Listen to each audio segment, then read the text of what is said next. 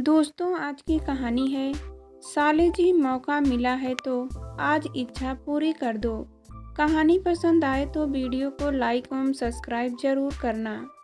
बरखा खूबसूरत भी थी और खुश मिजाज भी। पहले ही दिन से उसने अपने हर सहयोगी के दिल में जगह बना ली। सबसे पक्की सहेली वह अनीता की बनी, क्योंकि हर कदम पर अनीता ने उसकी सहायता की थी। जब भी फालतू वक्त मिलता दोनों हंस हंस कर खूब बातें करती। उन दिनों अनीता का प्रेमी संजीव 15 दिनों की छुट्टी पर चल रहा था। इन दोनों की दोस्ती की जड़ों को मजबूत होने के लिए इतना समय पर्याप्त रहा। संजीव के लौटने पर अनीता ने सबसे पहले उसका परिचय बरखा से कराया। क्या शानदार व्यक्तित्व है तुम्हारा संजीव, बरखा ने बड़ी गर्मजोशी के साथ। जब संजीव के हाथ मिलाया तब ये तीनों अपने सारे सहयोगियों की नज़रों का केंद्र बने हुए थे। Thank you. अपनी प्रशंसा सुन संजीव खुलकर मुस्कुराया। अनीता, इतने स्मार्ट इंसान को जल्दी से जल्दी शादी के बंधन में बांध ले, नहीं तो कोई और छीन ले जाएगी।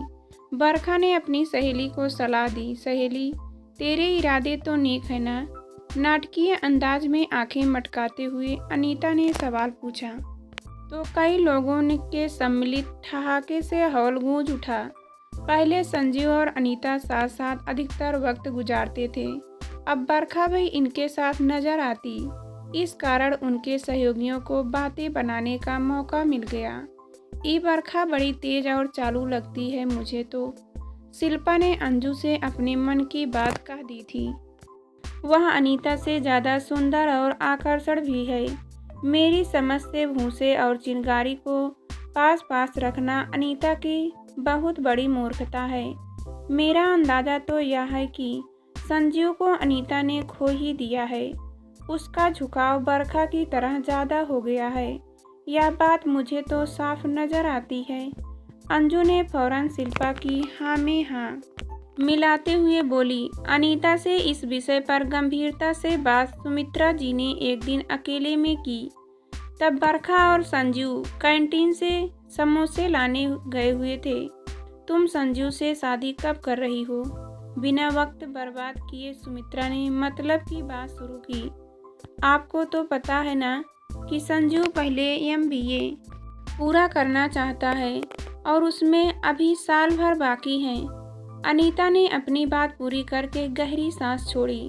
यही कारण बता कर 2 साल से तुझे लटकाए हुए हैं। मैं पूछती हूँ कि वह शादी करके क्या आगे नहीं बढ़ सकता है? मैडम, जब मैंने 2 साल इंतजार कर लिया है तो 1 साल और सही। बच्चों जैसी बातें मत कर। सुमित्रा तैस में आ गई। मैंने दुनिया देखी है। संजू के रंग ढंग ठीक नहीं रहे हैं। मुझे उसे बरखा के साथ ज़्यादा मत रहने दिया कर मैडम। आप इसके बारे में चिंतित ना हो। मुझे संजू और बरखा दोनों पर विश्वास है। यूँ आंखें मूंद कर विश्वास करने वाला इंसान ही जिंदगी में धोखा खाता है मेरी बच्ची। उनके आपस में खुलकर हंसने बोलने का गलत अर्थ लगाना उचित नहीं है मैडम। बरखा तो अपने को संजू की साली मानती है। अपने भावी जीवन साथी या छोटी बहन पर शक करने को मेरा मन कभी राजी नहीं होगा। देख, साली को आधी घर वाली दुनिया कहती ही है। तुम ध्यान रखो कि कहीं बरखा तुम्हारा पत्ता साफ करके पूरी घरवाली ही न बन जाए।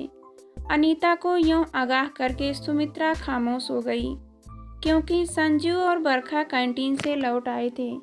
संजू और बरखा के निरंतर प्रगाढ़ होते जा रहे संबंध को लेकर कभी किसी ने अनीता को चिंतित, दुखी या नाराज नहीं देखा।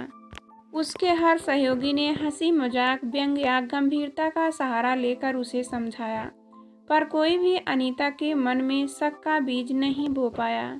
जो सारे ऑफिस वालों के नज़र आ रहा था, उसे सिर्फ अनीता ही नहीं देख पा रही थी। पहले पिक्चर देखने, बाजार घूमने या बाहर खाना खाने तीनों साथ जाते थे। फिर एक दिन बरखा और संजीव को मार्केट में घूमते शिल्पा ने देखा। उसने यह खबर अनीता सहित सब तक फैला दी। खबर सुनने के बाद अनीता के हाव भाव ने यह साफ दर्शाया कि उसे दोनों के साथ साथ घूमने जाने की कोई जानकारी नहीं थी। उसने सबके सामने ही संजू और बरखा से ऊंची आवाज में पूछा, कल तुम दोनों मुझे छोड़कर बाजार घूमने क्यों गए? तेरा बर्थडे गिफ्ट लाने के लिए, सहेली। बरखा ने बड़ी सहजता से जवाब दिया। अब ये बता कि हम सबको परसों इतवार को पार्टी कहाँ देगी? बरखा का जवाब सुनकर अनीता ने अपने सहयोगियों की तरह यूं शांत भाव से मुस्कुराते हुए देखा, मानो कह रही हो कि तुम सब बेकार का शक करने की गलत आदत छोड़ दे।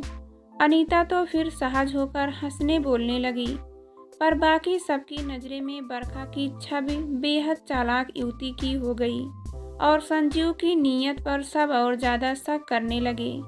बरखा ने अनीता के जन्मदिन की पार्टी का आयोजन अपने घर में किया। आप सबको मैं अपने घर लंच पर बुलाना चाहती ही थी। मेरे मम्मी पापा सबसे मिलना चाहते हैं। अनीता के जन्मदिन की पार्टी मेरे घर होने से एक पंथ दो काज हो जाएंगे। ऐसा कहकर बरखा ने सभी सहयोगियों को अपने घर बुला लिया। बरखा के पिता के बंगले में कदम रखते ही उसके सहयोगियों को उनकी अमीरी का एहसास हो गया। बंगले की शानो शौकत देखते ही बनती थी।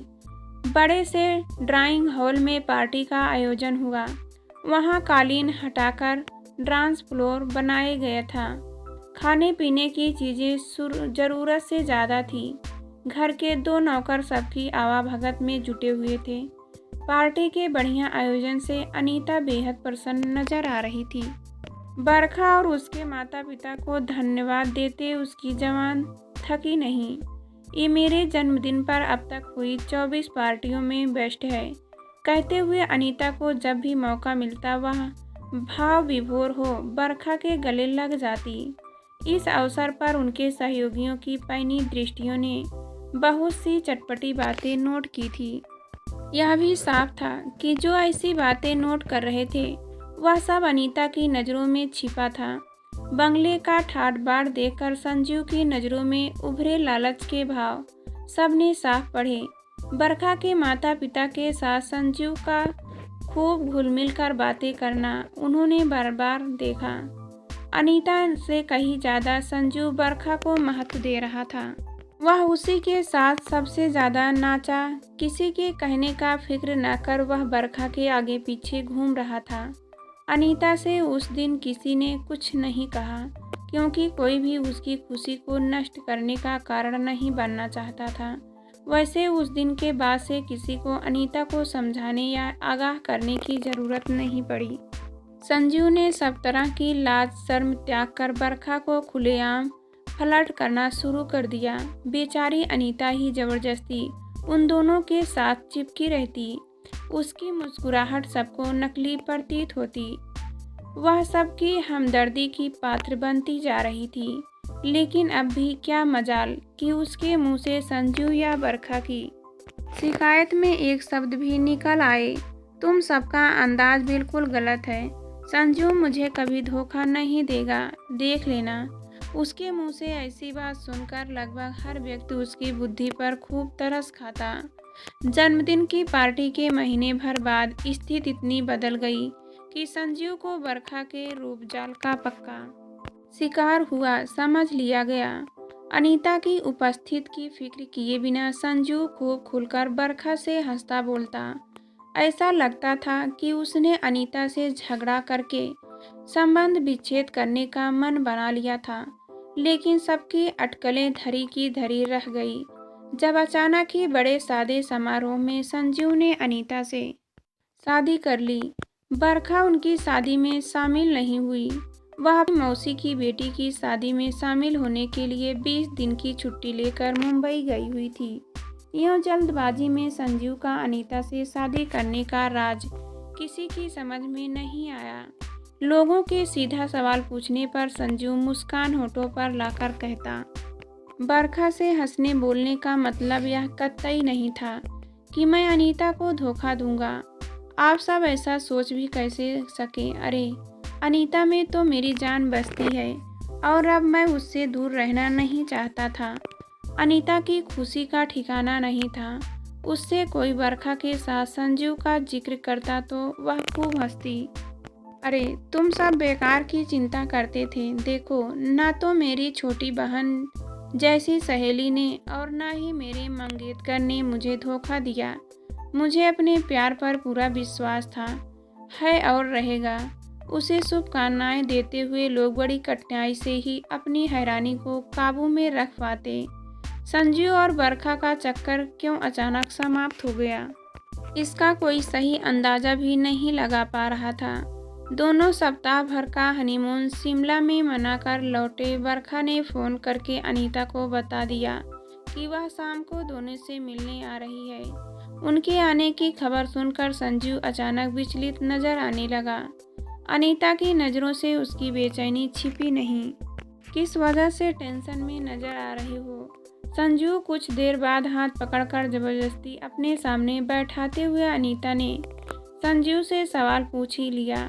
बहुत ज़्यादा झिझकते हुए संजू ने उससे अपने मन की परेशानी बयान की।